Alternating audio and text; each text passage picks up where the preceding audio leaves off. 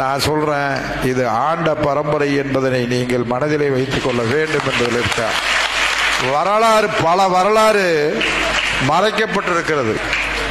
அதை நீங்கள் தெளிவாக தெரிஞ்சுங்க, படிச்சிருக்கிறீங்க. இன்னைக்கு 4 பேர் செத்து போனேன், 2 பேர் செத்து போனேன், அதுக்கு ஒரு பெரிய இது வேண்டாம். ஆனால் சுதந்திரத்திற்காக இந்த சமுதாயம் 5000 10,000 பேர் செத்திருக்காங்கன்றத நீங்கள் வரலாறை புரட்டி பார்க்க வேண்டும். அது வருகிற போது அந்த வரலாறுகளை எல்லாம் இந்த நாட்டுக்கு வெளிப்படுத்த வேண்டும் என்பதற்காக உங்களிடத்தில் நான் தெளிவுபடுத்துகிறேன். ஏன்னு சொன்னீங்கன்னா, இன்னைக்கு ஒரு வரலாறு இருக்கு.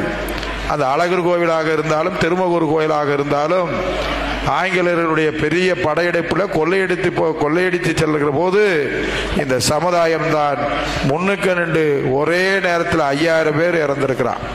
இந்த வரலாறு இன்னைக்கு மறைக்கப்பட்டிருக்கிறது. அது போலதான் உசிலம்பட்டிக்கு பக்கத்தில் ஒரு 16 பேர் சுட்டுக் கொல்லப்பட்டிருக்கிறார்கள் என்று சொன்னாலும் கூட இதுக்கெல்லாம் படிப்பு அறிவு, விவசாயத்தில், தொழில்துறையில நம்ம அவர்கள் முன்னுக்கு இருந்தாலும் கூட படிப்பறிவிலே அன்றைக்கு பின்தங்கி இருந்த காரணத்தினால் நம்முடைய வரலாறுகளை வெளிக்கொள் கொண்டு வராத சூழ்நிலை இருக்கிறது. ஆனால் நீங்கள் பார்க்கிற போது இன்றைக்கு படிப்படியாக இப்போதுதான் அரசு வேலை வாய்ப்பிலே நீங்கள் வந்து கொண்டு இருக்கிறதை மனதார பாராட்டுகிறேன். அந்த கேசட்டை முழுமையாக பார்த்துட்டு அப்புறம் கேள்வி கேளுங்க. இல்லை, ஒரு தவறான தகவலை எடிட் பண்ணி பரப்புகிறாங்க. நான் சொன்னது, நான் ஒரு அமைச்சர், எல்லா சமுதாய மக்களுக்கும் பொதுவான ஆள். நீங்கள் இப்போ பின்தங்கி இருக்கிறீங்க. இப்போ தான் படித்து ஒரு 450 பேர் தேர்வு விட்டு வந்திருக்கிறீங்க. இந்த 450 பேர் பதவிக்கு வருகிற போது எல்லா சமுதாய மக்களும் உங்களுக்கு நீங்கள் நல்லபடியாக அனுசரித்து நடந்துக்கிறணுன்றது தான் அதில் இருக்குது. அந்த கேசட்டை முழுமையாக பார்த்துட்டு சொல்லுங்கள்.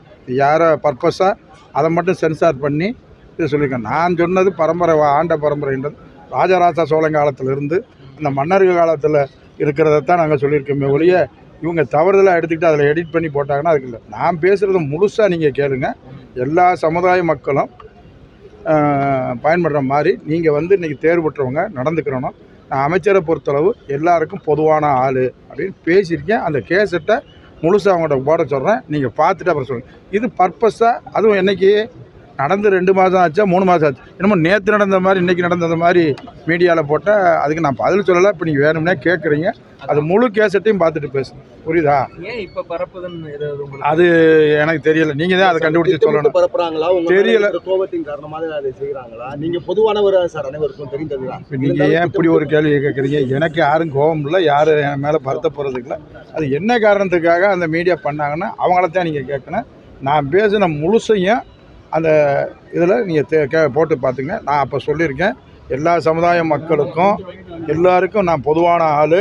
நீங்கள் தேர்ந்தெடுத்து வரக்கூடிய அரசு வேலைக்கு போகக்கூடிய நீங்கள் நிச்சயமாக எல்லோருக்கும் பொதுவான ஆளாக உங்களுடைய அணுகுமுறையும் எளிவாக அவர்களை மதிக்கத்தக்க வகையில் இருக்க வேண்டும்னு நான் கேசட்டில் சொல்லியிருக்கேன். அதை தர்றேன். அதை நீங்கள் பார்த்து